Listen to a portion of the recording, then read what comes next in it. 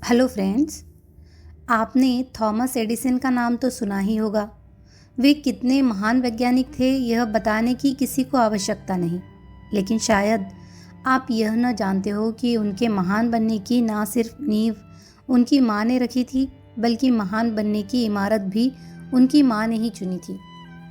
आज मैं आप लोगों की मुलाकात एडिसन की ऐसी महान माँ नैन्सी से करवाती हूँ।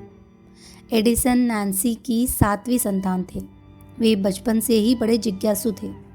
जब 7 वर्ष की उम्र में उन्हें स्कूल में भर्ती करवाया गया तो उनकी जिज्ञासा उनके आड़े आ गई। वे बात बात पर टीचरों से सवाल पूछा करते थे। इससे तंग आकर टीचरों ने एडिसन की मां नैन्सी को बुलवाकर कहा कि आपका बच्चा काफ़ी डल है और ऊपर से फिजूल के सवाल भी बहुत पूछता है। मां नैन्सी को अपने बच्चे को डल कहा जाना बिल्कुल रास नहीं आया। वे इतना नाराज़ हुई कि उन्होंने एडिसन को उस स्कूल से ही उठवा लिया। फिर अगले 2 वर्षों में एडिसन को 2 और स्कूलों में भर्ती करवाया गया, परंतु ना तो एडिसन की सवाल पूछने की आदत ही बदली और ना ही उनके प्रति टीचरों का रवैया ही बदला। यानी इस दरमियान ले देकर सिर्फ स्कूलें बदलती रही। इससे एडिसन की मां नैन्सी को बड़ा झटका लगा। वे अत्यंत दुखी हुई। कोई उनके बच्चे को डल समझे या उसका अपमान करे, यह उनसे बर्दाश्त नहीं हो रहा था। आखिर उन्होंने एडिसन को स्कूल से उठवाते हुए टीचरों से साफ कहा कि डल मेरा लड़का नहीं, कमज़ोर आपकी नज़र है, जो उसकी प्रतिभा आपको दिखाई नहीं दे रही थी। अब नैन्सी स्वयं एक टीचर रह चुकी थी। वे जानती थी कि एक बार बच्चों का आत्मविश्वास डगमगा जाए तो फिर उसके लिए संभलना मुश्किल हो जाता है।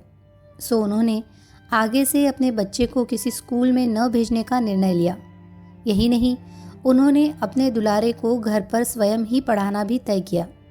एडिसन अपनी माँ के इस प्यार और विश्वास से इतना खुश हुए कि उन्होंने बड़े होने के बाद उनके प्रति कृतज्ञता प्रकट करते हुए एक बार कहा भी कि मैं माँ के स्कूल न भेजे जाने के निर्णय से अत्यंत भावुक हो उठा था और मैंने उसी रोज़ तय कर लिया था कि चाहे जो हो जाए, मैं माँ के विश्वास को कभी नहीं टूटने दूंगा।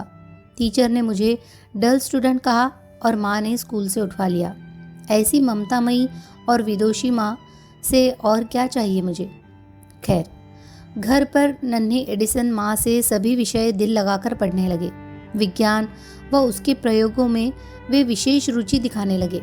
उधर माँ से भी उन्हें हर विषय बाबत आवश्यक उत्साह मिलता ही रहा और आखिर एक दिन माँ की इस प्यार भरी पकड़ाई उंगली के सहारे वे विश्व के सबसे ज़्यादा यानी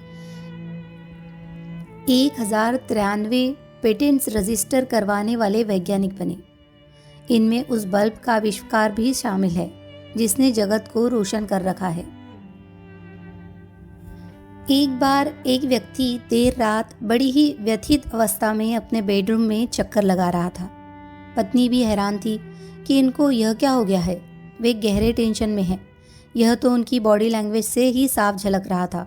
निश्चित ही अपने पति का यह हाल देख पत्नी भी परेशान होती थी।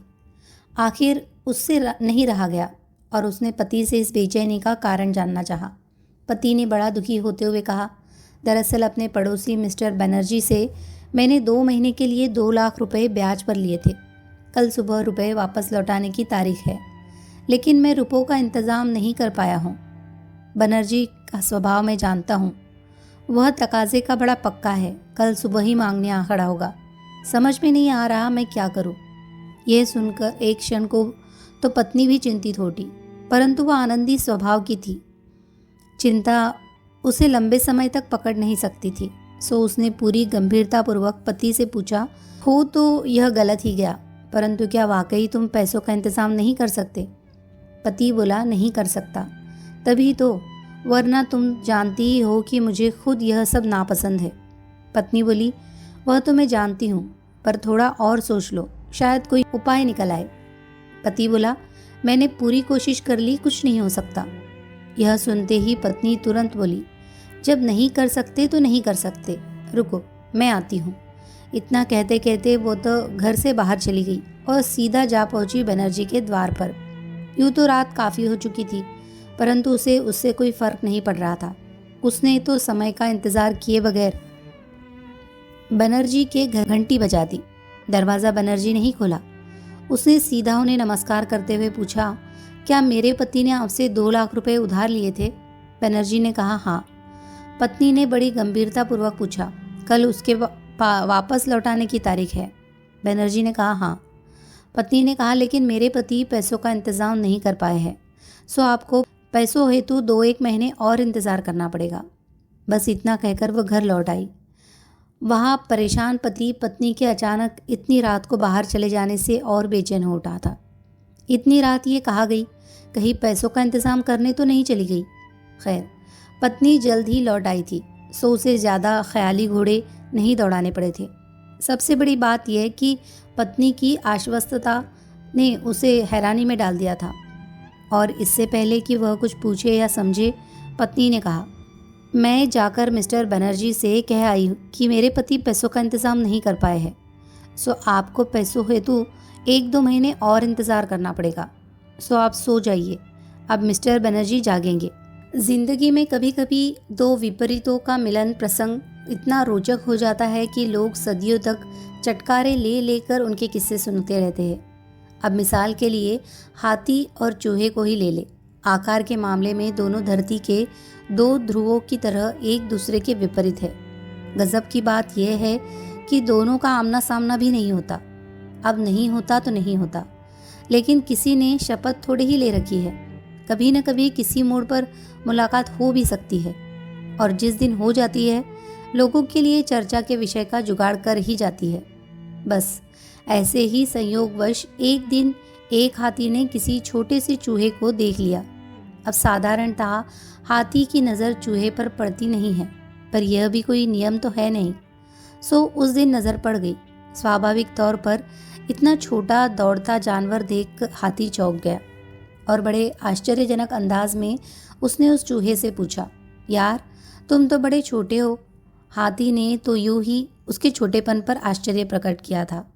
अब बात तो साधारण थी, पर चूहे के भीतर छिपा कॉम्प्लेक्स यह सुनते ही उफान मार गया और तुरंत बात संभालते हुए बोला, यह तो कुछ दिनों से तबीयत खराब है, वरना मैं भी तुम्हारी तरह हट्टा कट्टा ही था। यदि गौर करें तो हम भी अपने कॉम्प्लेक्सों के कारण सुबह से शाम तक न जाने कितनों को चूहे के अंदाज में ही जवाब देते रहते हैं। सवाल ये कि हम बड़े छोटे, नाटे खोटे, बुद्धिमान या मूर्ख, धनवान गरीब या स्ट्रगलर, चाहे जो व जैसे हुए, मानने में क्या अड़चन है। हम जैसे भी है महत्वपूर्ण तो हमारा वजूद है। इतनी सी बात हम क्यों नहीं समझते। एक बार राज दरबार ने अपने ही एक सिपाही को आधा सेर चूना खाने की सज़ा सुनाई। निश्चित ही उसकी गुस्ताखी कुछ बड़ी रही होगी, क्योंकि आधा सेर चूना चाटने के बाद किसी भी मनुष्य का जीवित रहना मुश्किल होता है। खैर, सज़ा सुना दी गई थी और अगले रोज़ चूना खरीद के लाकर उसे भरे दरबार में चाटना था। हुक्म के अनुसार वह स्वयं पान की दुकान पर आधा सेर चूना खरीदने पहुंचा, पर जैसे ही उसने इतना चूना मांगा कि दुकानदार चमक गया। अब एक व्यक्ति और आधा सेर चूना, दुकानदार को कुछ शंका हुई, सो उसने इतना चूना एक साथ खरीदने का कारण जानना चाहा। उस व्यक्ति ने बड़ा दुखी होते हुए कहा कि मुझे कल दरबार में आधा सेर चूना एक साथ चाटना है, यही मेरी सज़ा है। दुकानदार ने कहा, कोई बात नहीं, एक काम कर, पहले आधा सेर घी लेकर मेरे पास आ जा, शायद मैं उससे तुम्हारी कुछ सहायता कर सकूं। उसे तो उम्मीद की एक किरण जागी, सो वह तो यूँ गया कि वह फटाफट आधा सेर घी लेकर आ गया।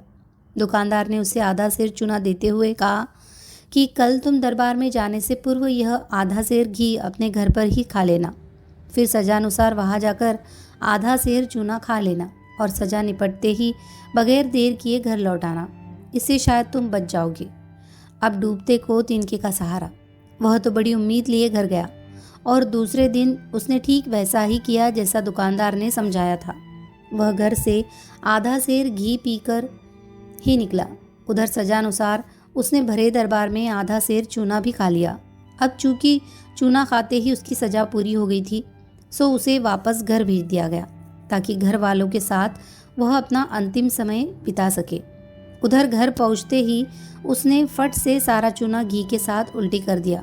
तबीयत में कुछ नरमी तो आई, परंतु सुबह तक सब ठीक हो गया।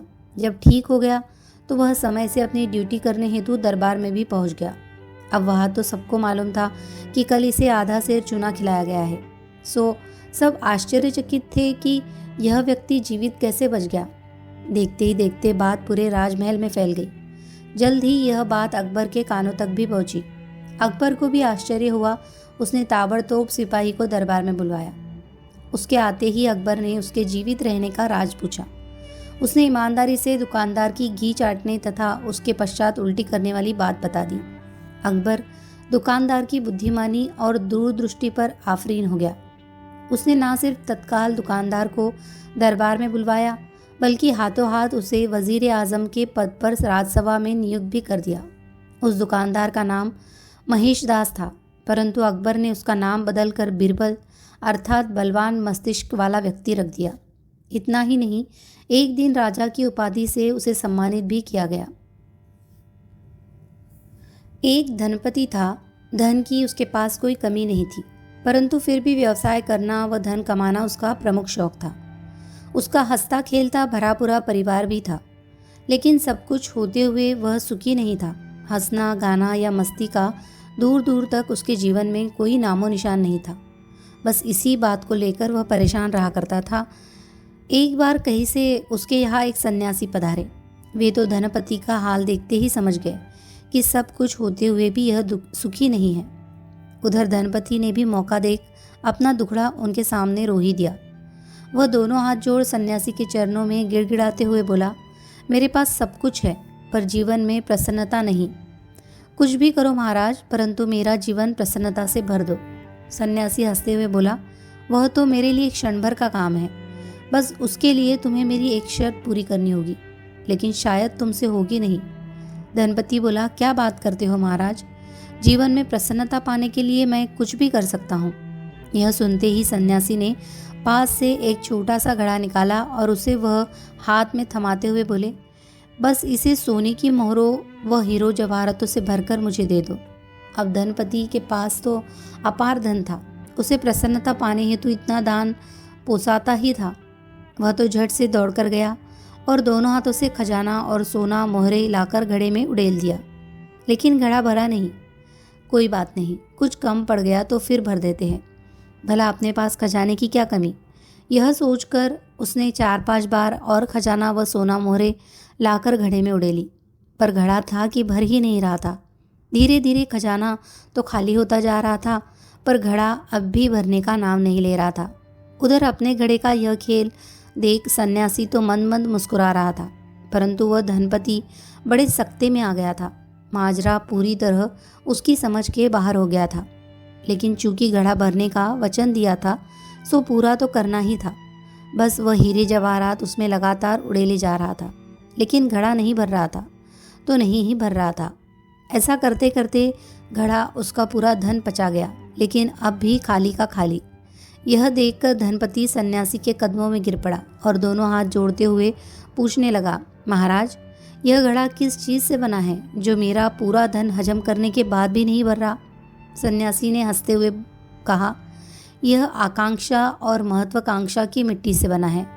तुम अपनी ही क्या पूरे संसार का धन भी इसमें डाल दोगे तो भी यह नहीं भरने वाला। बस तुम्हारा भी यही हाल हो चुका है। तुम्हारे मन बुद्धि की महत्वाकांक्षाएं इतनी मजबूत हो गई है कि कितना ही कमा लो तुम्हारा मन भर नहीं रहा है, जबकि जीने हेतु जितना चाहिए उससे कई गुना पहले से ही तुम्हारे पास है। जिस रोज़ तुम इस महत्वाकांक्षा के जाल को तोड़ने में कामयाब हो जाओगे, उस रोज़ तुम्हारे जीवन से यह दौड़ा भागी समाप्त हो जाएगी और तभी तुम इस धन का अपने लिए और दूसरों के लिए सकारात्मक उपयोग कर पाओगे। बस इससे तुम्हें आनंद व संतोष दोनों मिलेंगे। यह सुन बेचारा धनपति गिड़गिड़ाता हुआ बोला, आपकी बात तो समझ गया, लेकिन अब क्या? मेरा पूरा धन तो आपका घड़ा खा गया। सन्यासी ने हंसते हुए घड़ा उलट दिया और सोना सहित सारे हीरे जवाहर बाहर ढेर की शक्ल में जमा हो गए। धनपति अपना खोया धन वापस पाकर बड़ा प्रसन्न हुआ। फिर तो उसका जीवन ही बदल गया। सबसे पहले तो उसने जीवन से सारी फोकट की व्यावसायिक भागदौड़ काट दी। इसके बाद वह अपने परिवार पर दिल खोल कर खर्च भी करने लगा। यही नहीं, जब मौका मिले अच्छे कामों हेतु चैरिटी भी खूब देने लगा। फिर क्या था, चंद दिनों में ही उसके जीवन ने ऐसी करवट ली कि वह आनंद और संतोष के शिखर पर जा बैठा।